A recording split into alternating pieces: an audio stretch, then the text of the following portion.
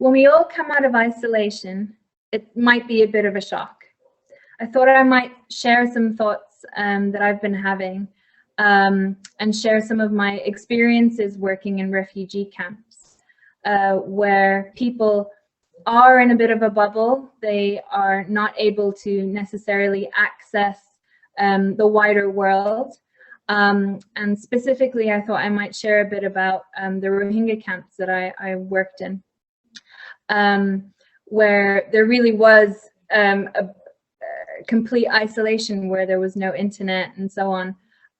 But what I did see was a connection of community. When we all came into this situation of COVID, we had the inverse. We lost connection with people physically, but we extended our connection with people in the virtual world.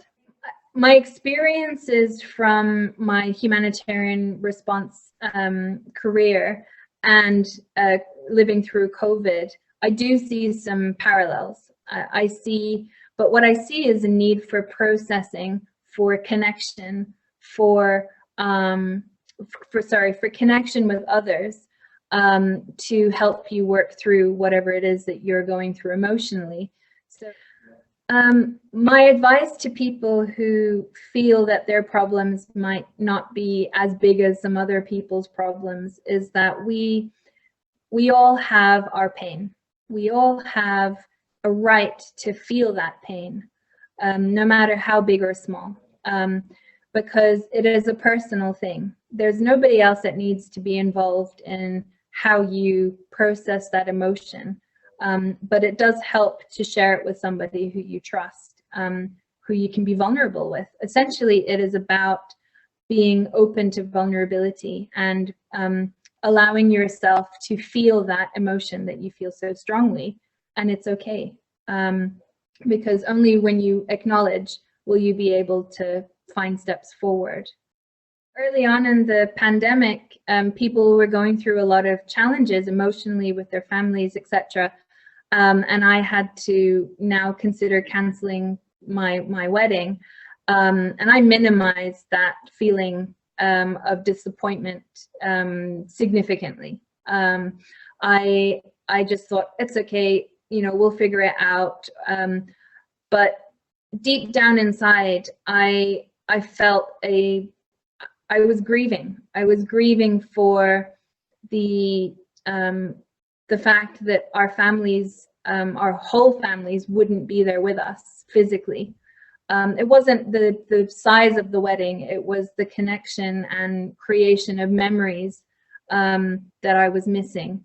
But I didn't allow myself to really get down to why I was feeling that way. I felt that, you know, there were other people who were struggling to put food on the table. There were other people living in much worse circumstances than I was. And living in a privileged situation, I felt that it wasn't, I didn't give any value to how I was feeling. And so, but that was damaging to me, and that was damaging to my partner, because he was going through the same thing himself, and much worse because his family definitely wouldn't be there. At least I had my immediate family who would be there. So once we allowed ourselves and were vulnerable with each other to say, you know, this is how I'm feeling, it made it so much better, because then we were finding solutions of how to involve our family overseas, our friends overseas, virtually, but still they were part of it and they could observe the wedding with us. And it was the most magical, albeit different, but memorable events that we won't soon forget. It's not always been a smooth process for me when I come out of emergencies. The Rohingya refugee crisis was especially difficult for me, being a Muslim and speaking with children and communities that were affected so deeply. It took me a while to kind of work through those emotions. The advice I got of how to kind of when you leave a refugee camp and you go back into your normal world, is to, for survival, kind of leave it behind. You still work on things so that you help the people in the refugee camp, but essentially leaving that part of you where you were there behind. Otherwise, you'll be stuck there, and you'll be feeling a sense of guilt that you are now in this place of privilege in your home and they're back still where they are.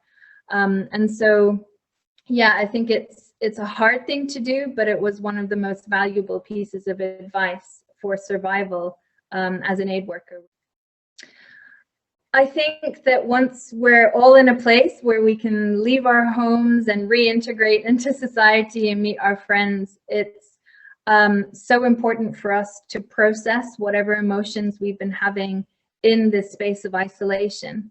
And just write down a list of how you've been feeling this past year, and then also how you want to be feeling, you know, as you come out of isolation, because then you will manifest a situation where you will, you know, kind of propel yourself into a happy space, maybe, or you create opportunities for yourself to fully come out as a phoenix out of your home, and reintegrate into society. My organization in Save the Children, it is an option for people to debrief after very difficult responses. Not everybody takes the opportunity because they think, oh, I'm fine, but sometimes it takes months before you actually realize the impact that emergency has had on you. So it might be a delayed response to whatever you've experienced, but just acknowledging that it's there and being open to talking to someone is so important. And so I feel the same way in COVID. Crying definitely helps, but obviously we all process emotion differently. But for me, crying was liberating. I went for a run to the top of the hill at the time where I had minimized my feelings about the wedding, and I just let it out, and it helped so much because I was like, okay, yes, this really did affect me, and it's okay. And then I was able to take my next step. So if crying works for you, do it. When I left the Rohingya camps, I had to find a way to adjust and find other ways of contributing to their cause, and making sure that we're not a forgotten population, even if I wasn't working on the response. Because one thing that really resonated with me was the power of children's voices, the fact that they've been through so much, yet they still had hope. They still had this hope for learning, and knowing that education was the key to their future.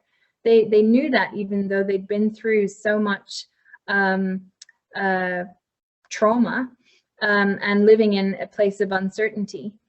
COVID is, I wouldn't say exactly the same, but there are some parallels there, where, you know, our children all over the world were feeling similarly. They needed that feeling of hope. They needed, they were living in uncertainty, as all of us. And they had missed out on education. We had to close schools and things like this, which, you know, takes away their normal life, and connection with their friends and things like that. And so living in COVID, one of the things that I really wanted was to be able to use creativity to bring a sense of hope, and also to process emotion. So I wrote a book called Lockdown Hair, a children's book, which explores 3 generations of women who are coming up with a solution for Siona's mom, who's a hairdresser, and finding solutions of how to keep her safe in this new normal. That feeling of wanting to keep your mother safe is a string that goes through the entire story of Lockdown Hair. And it comes from a place of love. It comes from wanting to have a bit of control in a world of uncertainty. I definitely think women will find a way to emerge from isolation, and I think we'll come out of this stronger, as long as we process what we went through and come out of it with a positivity and ways forward.